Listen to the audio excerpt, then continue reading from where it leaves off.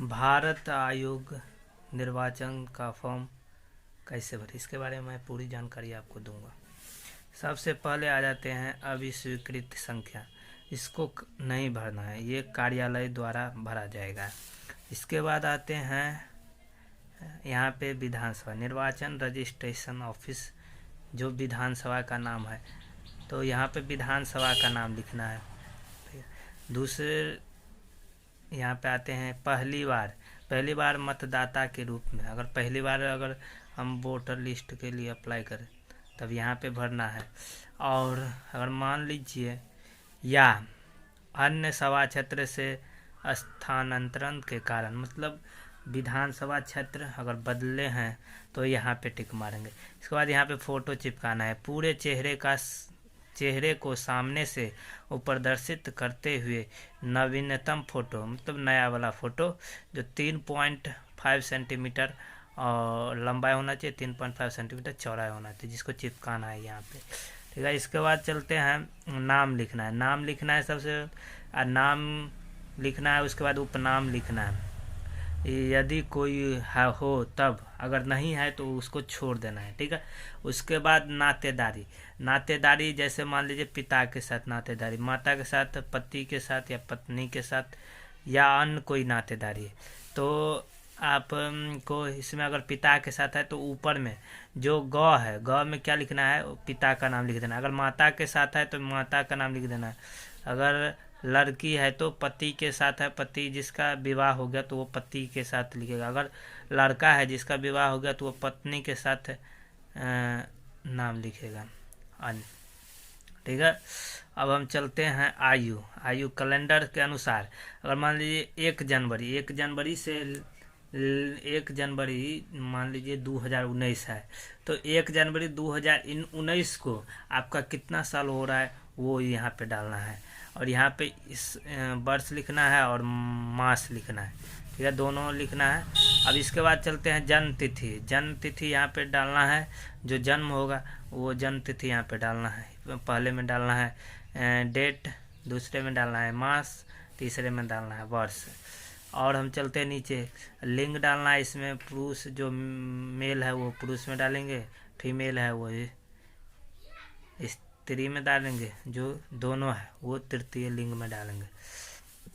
इसके बाद चलते हैं वर्तमान पता, गृह संख्या यहाँ पर लिखना है। गृह संख्या अगर आपको मालूम है तो यहाँ गृह संख्या भरना है। इसके बाद चलते हैं फिर गली क्षेत्र अगर मालूम है तो वो भरना है। शहर, ग्राम, गांव का नाम लिखना है, वहाँ पे शहर में रहते हैं तो शहर का नाम लिखना है। अब इसके बाद चलते हैं डाकघर का नाम लिखना है, जिला का नाम लिखना है।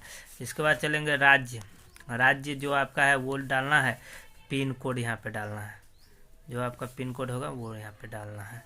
इसके बाद आगे चलते हैं अब हम आ गए हैं दूसरे पेज में डालना है आवेदक का स्थानीय पता, गृह संख्या डालना है और गृह संख्या। इसके बाद फिर स्थान का जो स्थान है वहाँ जगह का डालना है नाम।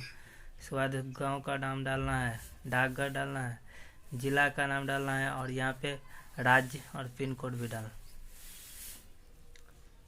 जिसका अगर EPIC संख्या मालूम है, अगर जारी हो गया है तो इसमें EPI संख्या डालेंगे।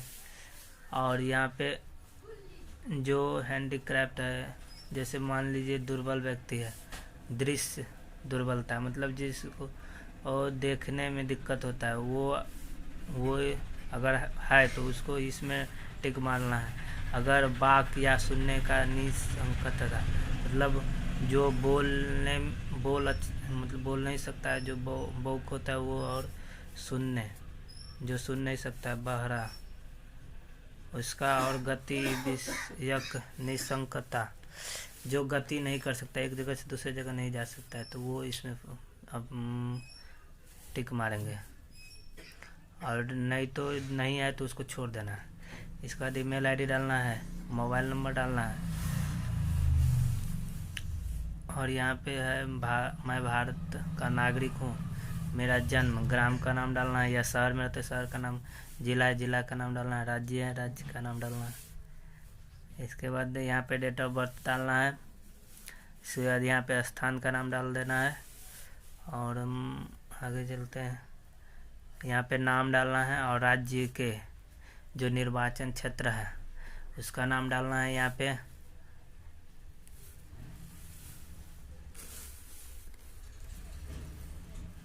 और यहाँ पे डालना है गृह संख्या। फिर यहाँ पे पता पूछ रहा है,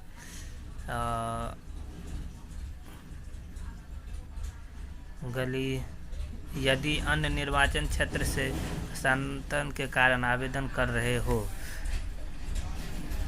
तब यहाँ पे फिल करना है। अगर नहीं कर रहे हैं तो ऊपर में ही जो डाला है वही डालना है।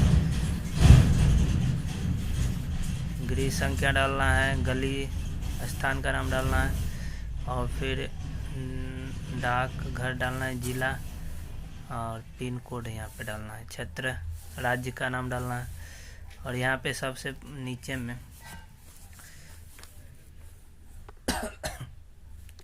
में धारा 31 के अधीन दंडनीय है। अधिनियम 1950 को 43 की धारा 31 के अधीन दंडनीय है। यहाँ पे स्थान का नाम डालना है।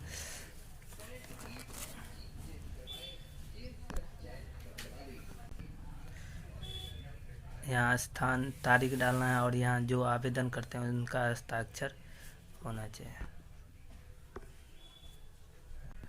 अब हम तीसरे पेज में आ गए हैं। यहाँ पे एक फ़ोटो चिपकाना है और इसमें कुछ नहीं भरना है, ठीक है। फॉर्म भरने से पहले हम चौथे पेज में जाएंगे। चौथे पेज में आवेदन प्रारूप 6 भरने के लिए दिशा निर्देश दिया गया है। जो जब आप प्रारूप 6 भरेंगे तब इसको पूरी जानकारी पढ़ लेंगे। धन्यवाद।